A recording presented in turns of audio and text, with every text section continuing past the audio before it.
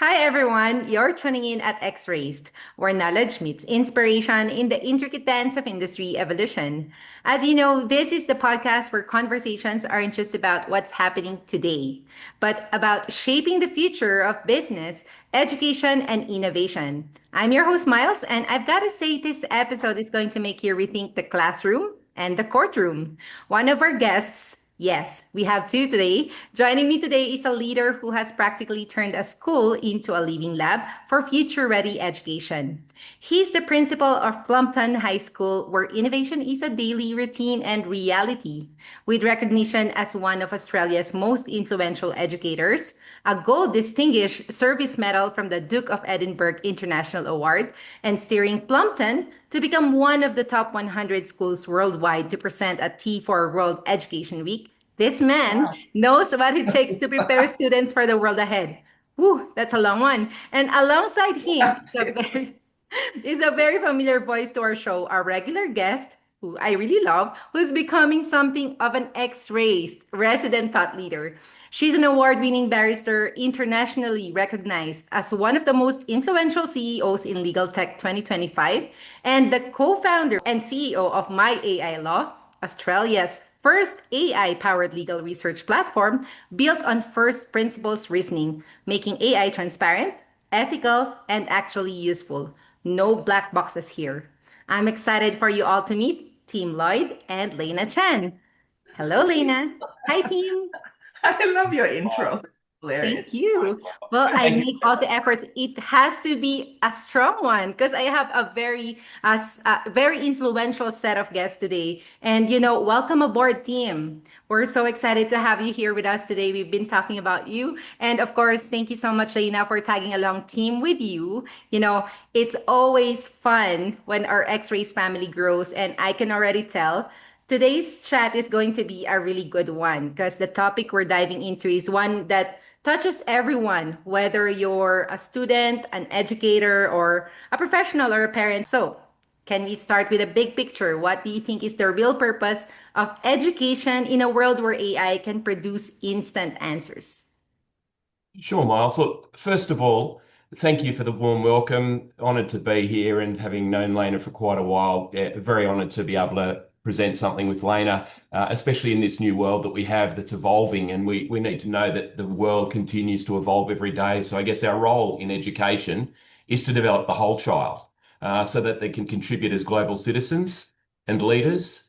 And as individuals, they flourish. And I guess that sounds great, but what does it actually look like? And interestingly, I was able to present with Professor Patrick McGorry yesterday, a leading psychiatrist on mental health and wellbeing. And sadly, some of the data that was presented yesterday, and I'll just give you an inkling of that because I think that's important in moving forward, in that mental health, mental ill health now accounts for at least 45% of overall burden of disease in those aged between 10 and 24 years. So I guess that sets the scene that says that effectively technology is not going to take over from the human. So I guess in developing that whole person and coming from myself as an educator in personal development, health and physical education, and a sporting background as an athlete and a coach, I guess you need to have the intellectual capacity as much as you need to have other components to be a successful, flourishing human.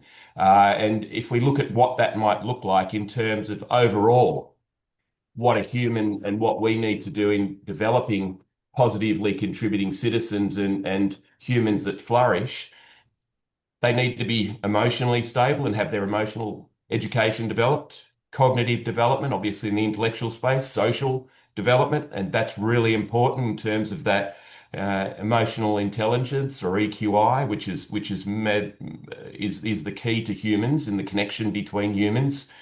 Physical health doesn't matter how good at maths and English and science you are if your physical health's not good because you can't contribute if you're physically not able to. So I think that's really important, obviously, and then spiritual health. So those sort of five different components of health that go to being able to have young people flourish and contribute as they get older into the world that we all live in.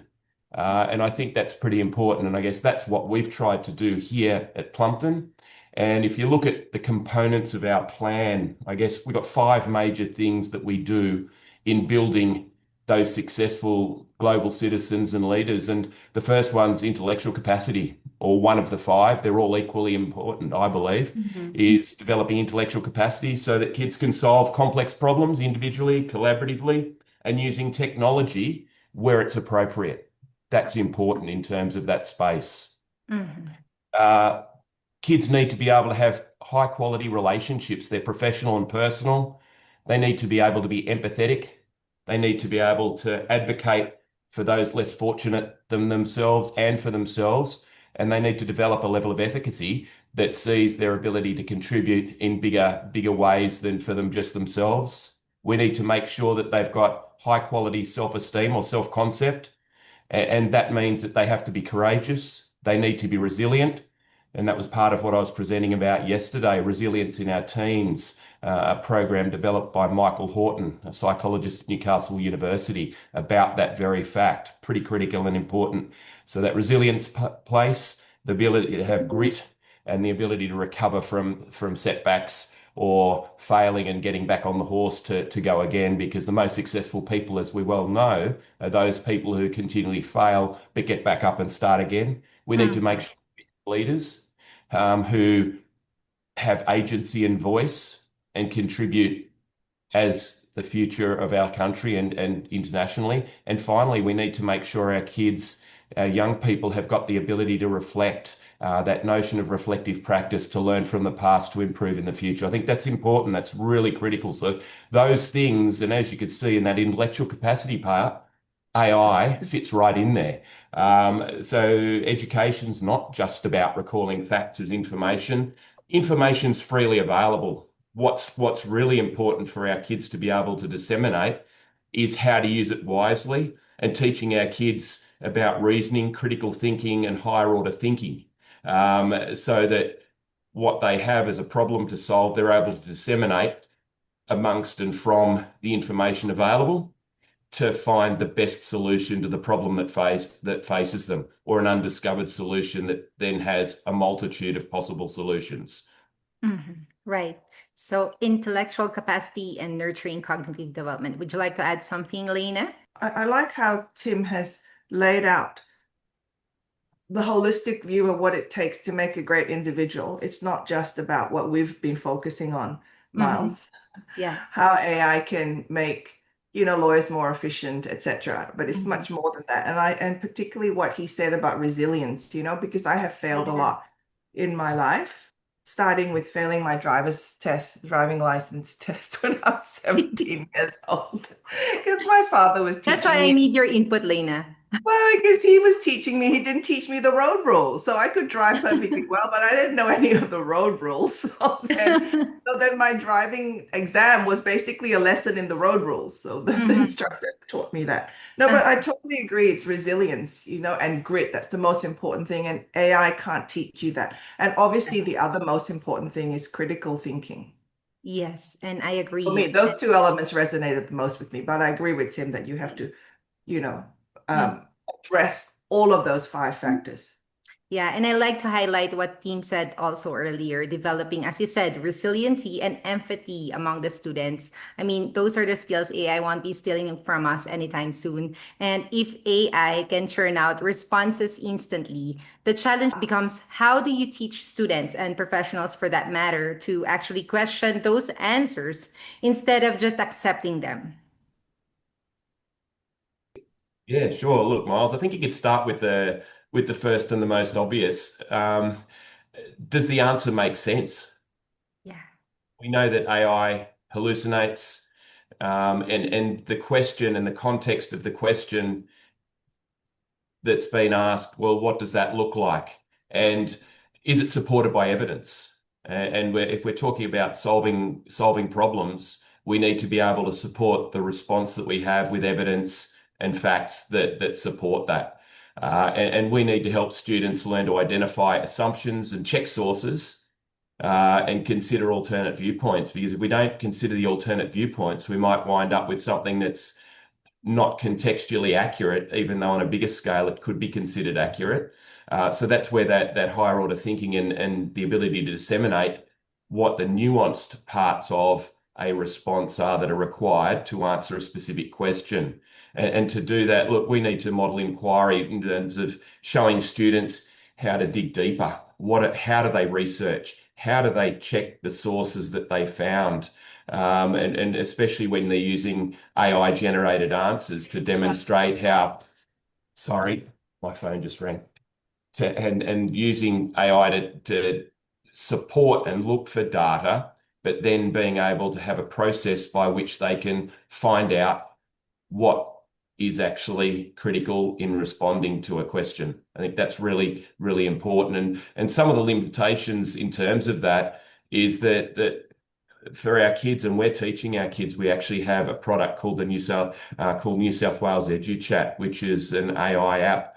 It's a text-based app that's been developed with the New South Wales curriculum in the background, and the student version of it will not give direct answers to kids. So if a student types in a question that says, provide me a detailed response on projectile motion of a javelin, it won't give you the response. It will respond by saying, I can't give you the direct answer, but here's some things that you should research, and here's a process by which you can go researching about projectile motion and angles of release and all of the components that make up that research that will enable the student to then go and find out how that works. And I think that's the important thing, that we have apps and tools that actually assist the child in developing their critical thinking skills and their higher order thinking to solve those problems. And that then will assist the kids to understand that some of the responses that AI gives you are not accurate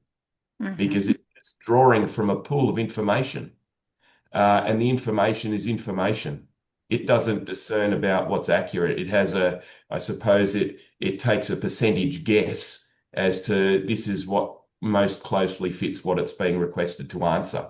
So I think that's pretty important. So it's about generating student ability to research in many ways and discern about that.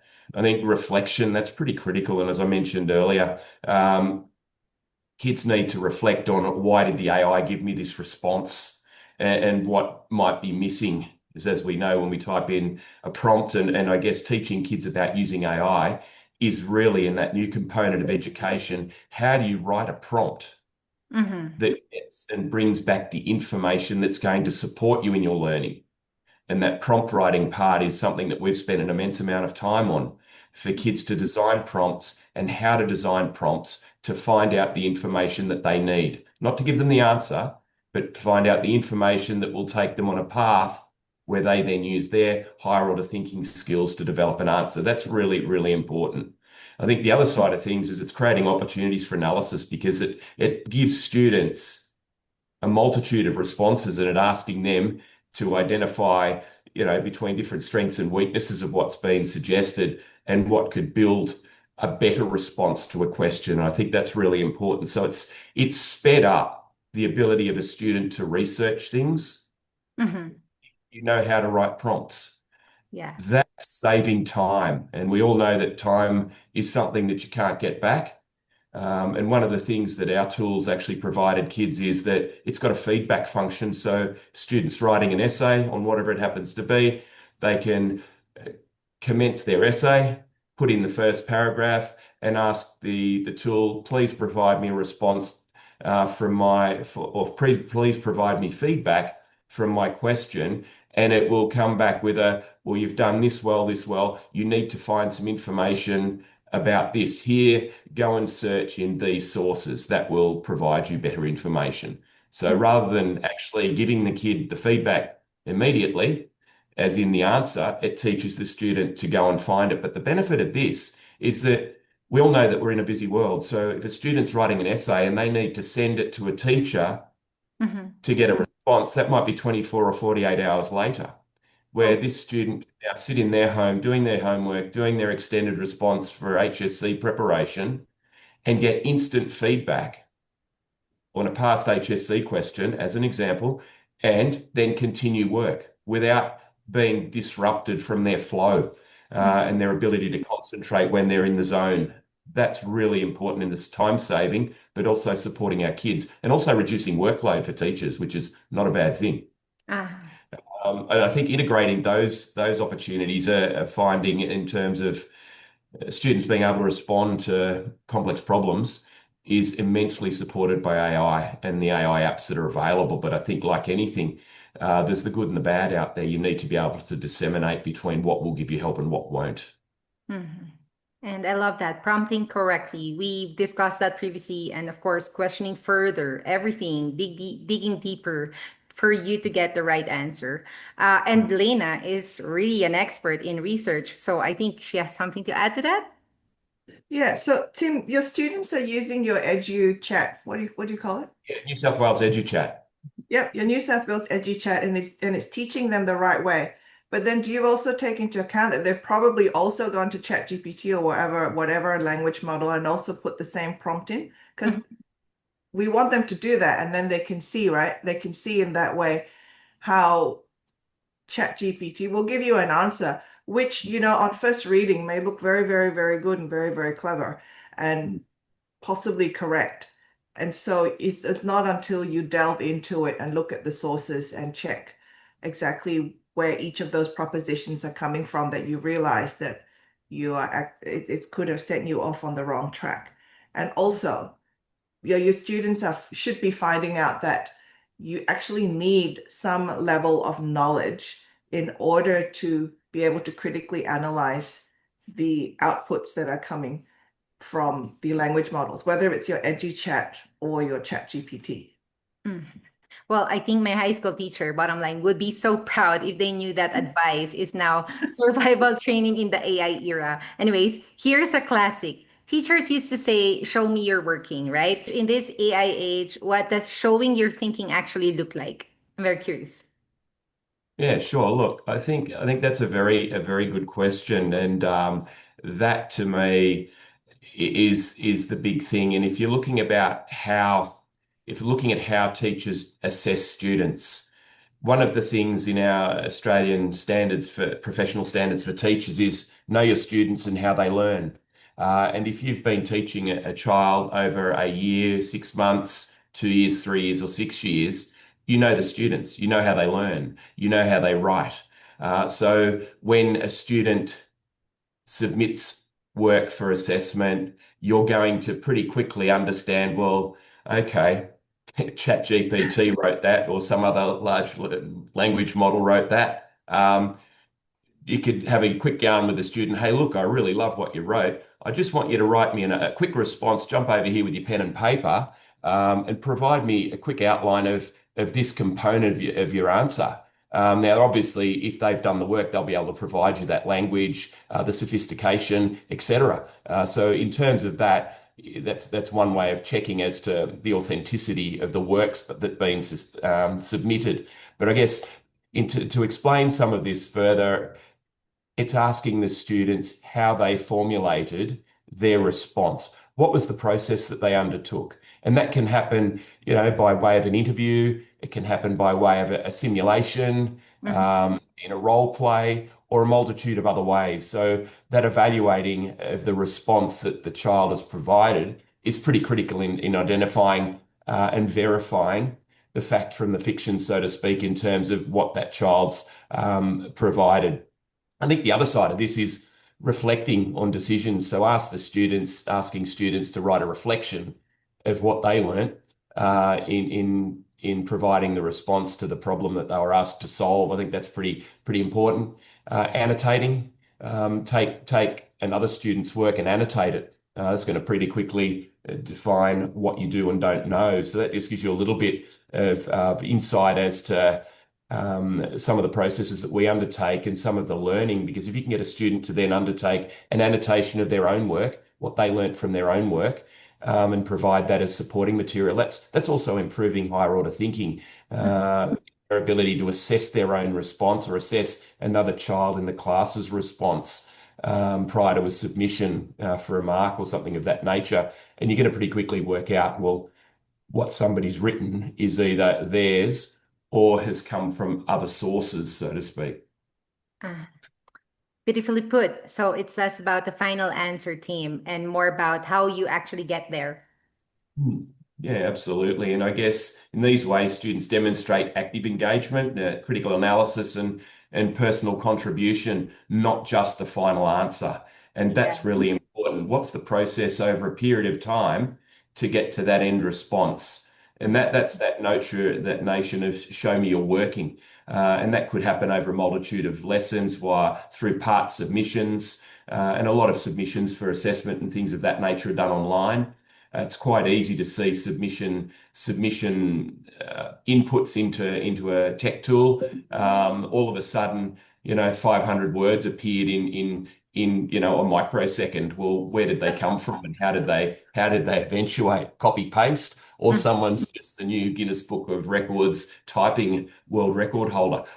So there's a multitude of ways you can check, and ultimately all we're after is students to develop their higher order and critical thinking skills. Mhm. Which ironically sounds a lot like how great teachers shape their lessons, or in this case, how great lawyers argue cases, right? And here's a debate I hear often. Should schools embrace AI as a teaching tool or restrict it to stop over reliance? Oh, look, one of our school plan in the bottom left-hand corner in big red print, maintain the same rate of change as that in the world beyond school. One of the things that's enabled us to do what we do here is to maintain that same rate of change as the world beyond school. The one constant in the world is change itself. And Right. if people are not able to be in a constant state of disequilibrium or a teeter point, knowing that they have to be positive and they have to be comfortable with the fact that they're continually changing.